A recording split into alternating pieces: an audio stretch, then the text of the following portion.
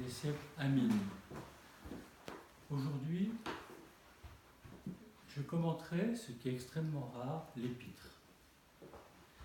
Il est vrai que cette épître m'a toujours personnellement parlé et je voudrais vous faire une méditation à travers mon propre vécu spirituel de ce texte admirable de l'apôtre Paul aux Corinthiens. Dans cette épître, la première partie ne me concerne vraiment pas, c'est des révélations sublimes qu'a eu l'apôtre Paul.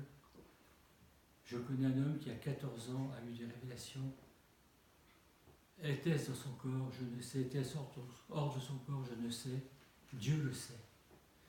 Et qui a entendu des paroles ineffables qu'il est impossible à l'homme de rapporter. Cette première partie de l'épître est inaccessible pour nous tous. Je le dis simplement, pour nous tous. En revanche, qu'un homme si élevé, l'apôtre Paul,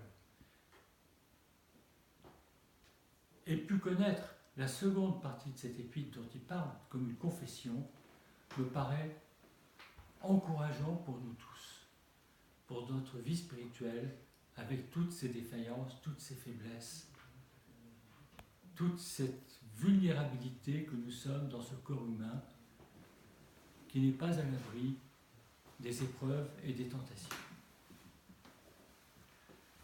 L'apôtre Paul dit que par 3 fois, il a supplié le Seigneur de lui épargner une horrible tentation, que Satan le souffletait dans sa chair. Donc ça veut dire qu'il avait comme une écharpe plantée par Satan dans sa chair, pour lequel il suppliait le Seigneur son aide. Cette vulnérabilité dans la chair, nous la connaissons tous à différents degrés. À différents degrés. Parce que l'homme n'a comme unique richesse non ses propres forces, mais la force de Dieu. Non sa propre lumière, mais la lumière du Saint-Esprit. Et cet homme affaibli dans ce monde, tourmenté parfois par des passions, toutes sortes de passions. Je vois qu'elle n'épargne pas les saints. Ce qui est très bien, c'est quand il dit il a une écharpe dans sa chair, il ne dit pas ce que c'est. Ça pourrait être une tentation charnelle, classique.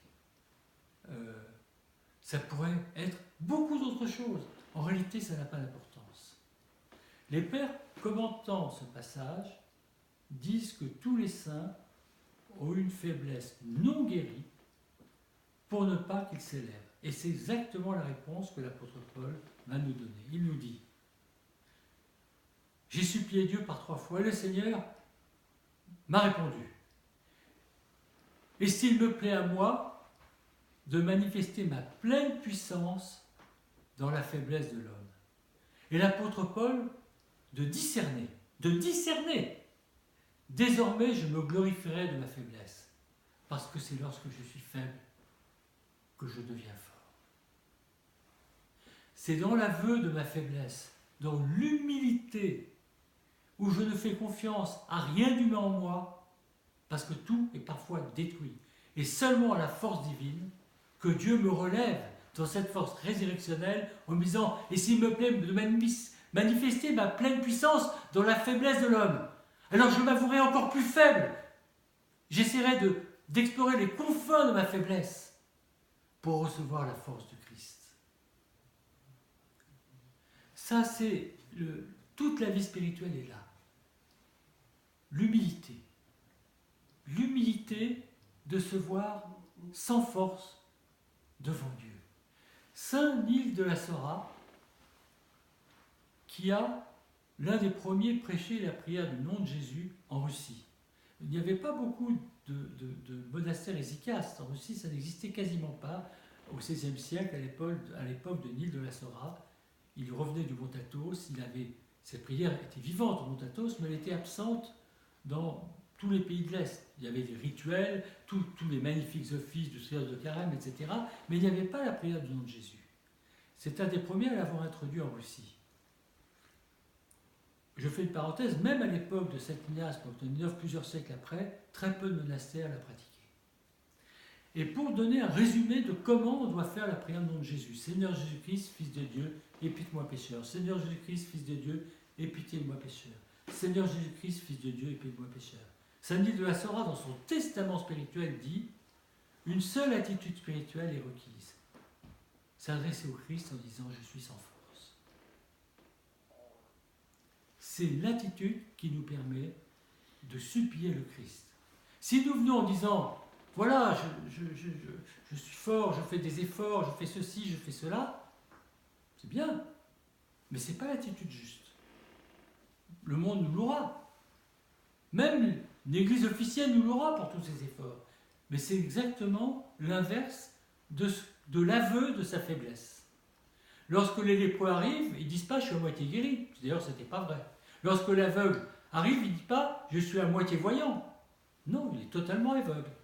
Lorsque les pécheurs arrivent devant le Christ, ils ne disent pas « je suis à moitié pécheur ». Non, je suis totalement pécheur. Alors la guérison est totale.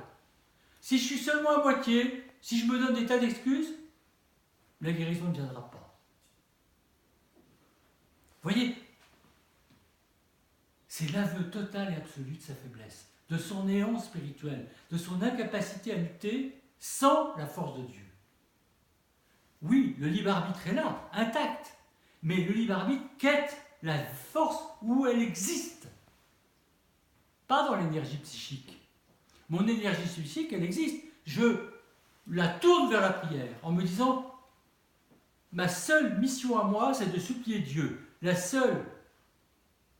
Son rôle à lui, c'est de me guérir. Donc, désormais, je me glorifie de mes faiblesses. Car c'est lorsque j'avoue ma faiblesse, que je la reconnais devant Dieu, que Dieu me donne la force de sa résurrection. Glorifions le Père, le Fils et l'Esprit Saint, seul Dieu dans tous les siècles des siècles. Amen.